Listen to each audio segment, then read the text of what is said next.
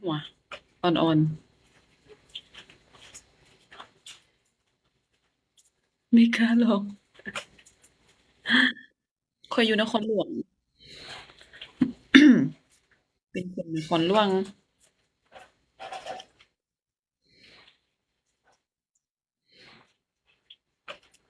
อุ๊ยแต่ว่างัวปิ้งร้านแซ่บข้อยก็รู้นะแต่เนี่ยตอนนี้ยังติดใจอยู่ว่าสิไปกินอีกจะไปเมนูอ๋อแม่นบ่โดยมาเปิดร้านขายปิ้งแมวอยู่นครหลวงบ่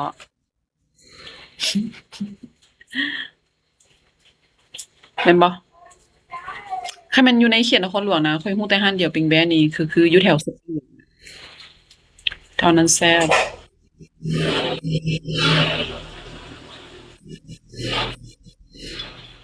สบายดีจ้ะทุกคน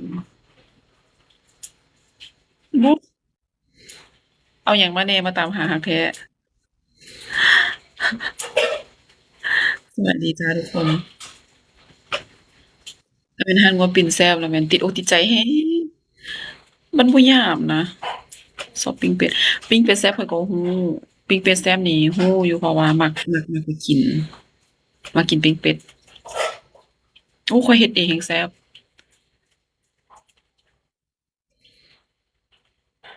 ถ้าสมมุติว่าอ้ายได้มีโอกาสมาเที่ยวอะอ้ายซื้อเป็ดมานำเดี๋ยวข้อยเฮ็ดให้กินมักใส่เบียร์หน่อยหนึ่งนะมักเวลามักใส่เบียร์ลาวน่ะสำคัญเลยแหละมักใส่เบียร์หน่อยหนึ่งตำพริกแห้งใส่เอือบปะไว้จักชั่วโมงหนึ่งอื้อฮือ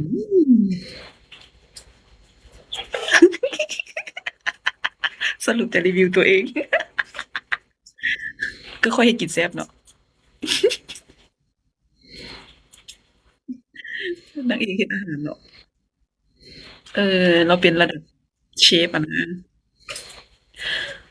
เฮ้ยคิดถึงไอ้ไว้เถอะเมื่อคืนนี่หวยออกอหย่างวะ787บอกวะ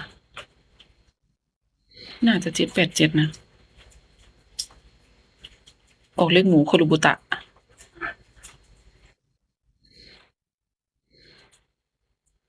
สวัสดีเด้อทุกคน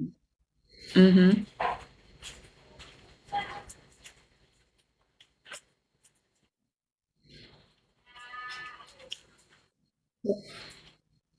อ่า644 787แม่นบ่ปิ้งแมวพี่นพกินข้าวแล้วบ่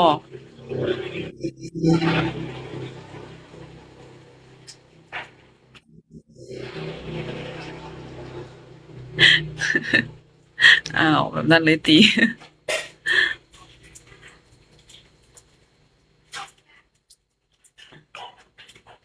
อ๋อจ้ะพี่มันต้องทาให้หิวบ่กินแล้วนะม่อนโมงแล้วก็ต้องกินโลดจั่งบ่เจ็บกระเพาะสวัสดีเด้อทุกคน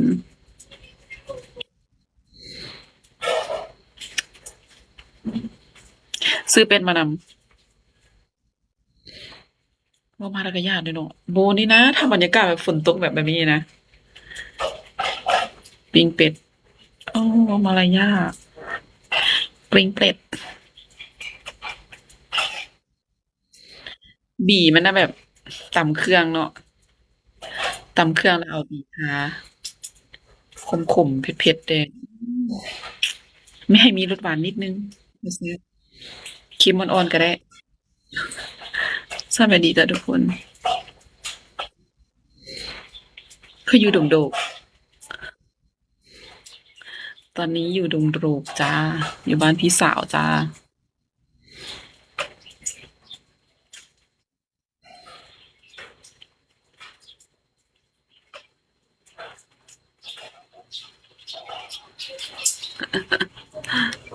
สวัสดีทุกคนเด้อ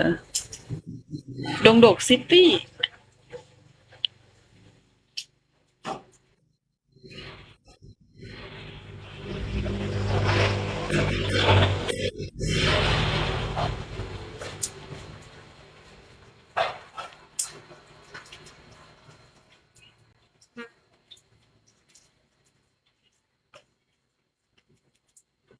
นี่วันเสาร์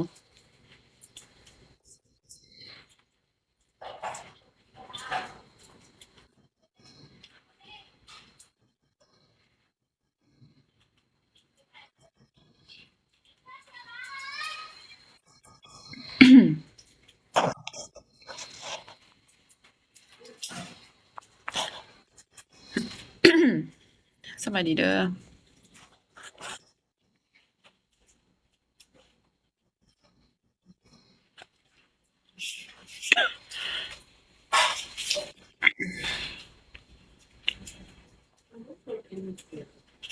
ช่วยเบียกบ่ตัวนี้บ่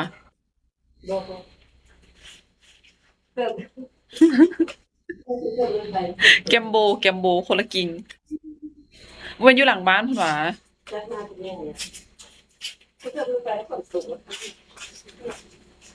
กระบูด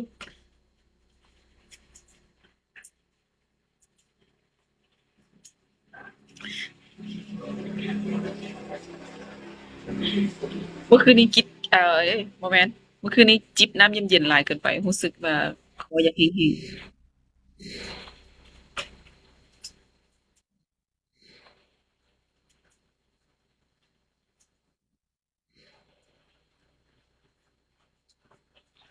สบายดีเด้อทุกคน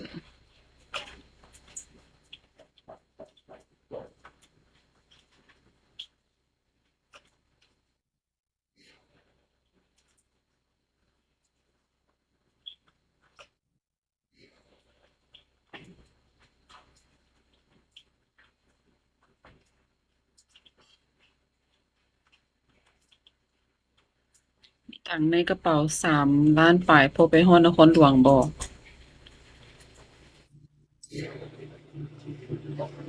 ฮอด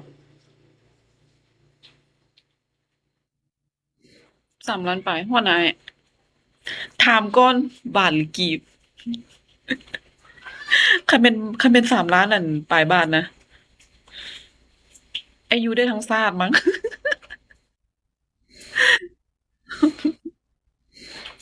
คันเป็น3,000,000กีบนี่กีบวะกีบนี่ทำใจหน่อยหนึ่งสวัสดีเด้อทุกคน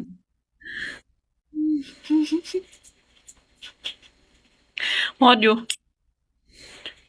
ได้กินปิ้งเป็ดประมาณบาง2สุดเข้าวๆกินเด้อได้น้องสิพาไปกินข้าววัดสวัสดีนะทุกคนสวัสดีบุฟเฟต์เลยเฮ้ยพาไปกินข้าววัดโอเคบ่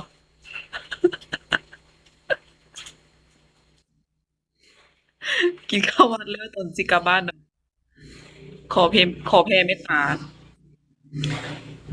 ค่ารถกลับบ้านคู่ละ10ละ20สวัสดีเด้อทุกคน